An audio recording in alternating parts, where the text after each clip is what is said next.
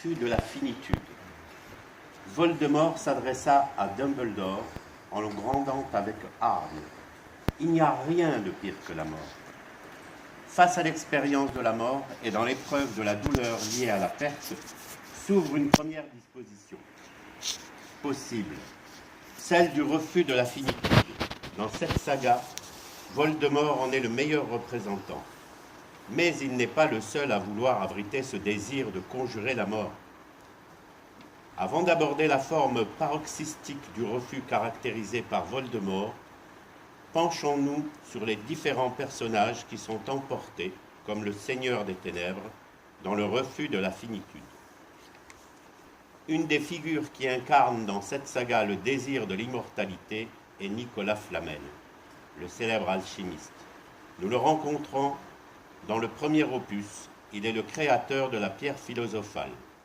Jusqu'à ce que Voldemort tente de s'accaparer de cet objet magique qui permettait de produire l'élixir de longue vie, il coulait des jours heureux avec son épouse Pernelle. Leur âge, 665 ans.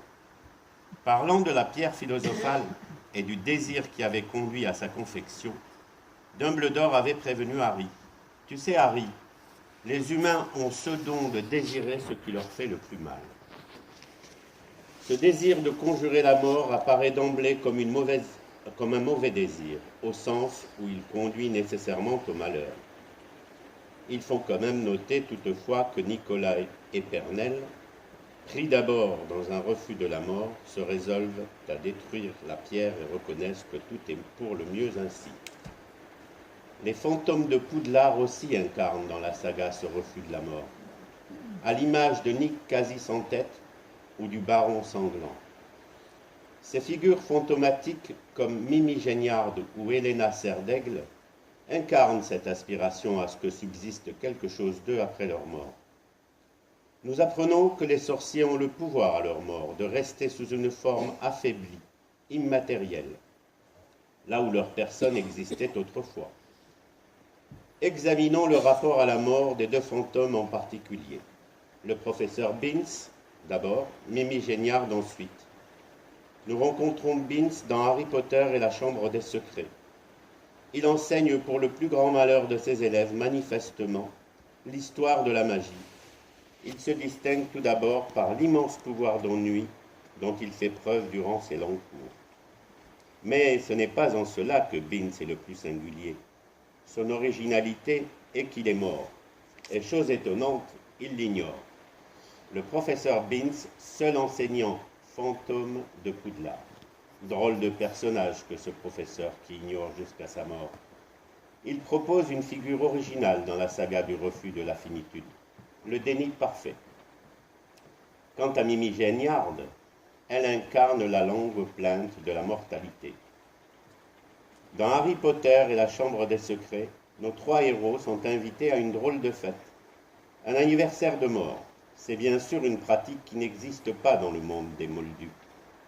En l'occurrence, c'est Nick quasi sans tête, ou Sir Nicolas de Mimsy Porpington, qui fête l'anniversaire de sa mort, survenu fin octobre 1492.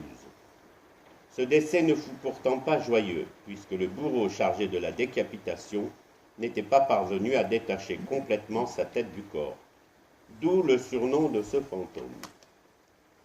Outre nos trois héros, se trouve dans l'assistance le fantôme d'une jeune fille au visage d'une infinie tristesse. Cette jeune fille, c'est Mimi Géniard. Celle-ci est une ancienne élève de Poudlard, tuée par le basilic lors de la première ouverture de la Chambre des Secrets. Depuis, elle hante les toilettes des filles au deuxième étage, car c'est le lieu où elle a trouvé la mort et aussi sas d'entrée vers la Chambre des Secrets. Mimi a totalement refusé sa mort. D'abord, elle est restée en arrière, c'est-à-dire qu'elle a choisi l'existence fantomatique plutôt que d'assumer ce décès. Ensuite, elle ne peut supporter qu'on lui en parle. Si Mimi est géniarde, c'est qu'elle se plaint sans cesse de ce qui lui rappelle sa mort. Alors, rester en arrière ou continuer ? Revenons à la discussion entre Harry et Nick.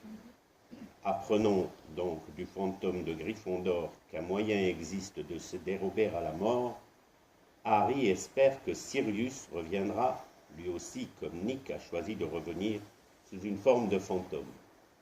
Nick lui-même souligne que l'espérance d'une vie après la mort est mauvaise. Lui le sait, ce qui subsiste n'est ni une vie ni une non-vie.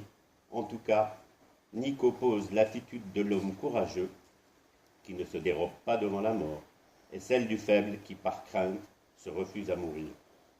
On voit que paradoxalement, Nick envie l'homme qui ose regarder la mort en face. Albus Dumbledore. Personne ne remarque que la véritable cause de la mort de Dumbledore n'est pas le sortilège Avada Kedavra, lancé par Severus Rogue en haut de la tour d'astronomie. Non, si Dumbledore meurt, c'est bien plutôt de ce même désir de vaincre la mort. Expliquons cela. Trouvant la pierre de résurrection sertie en bague dans la maison des Gaunt, Dumbledore ne peut s'empêcher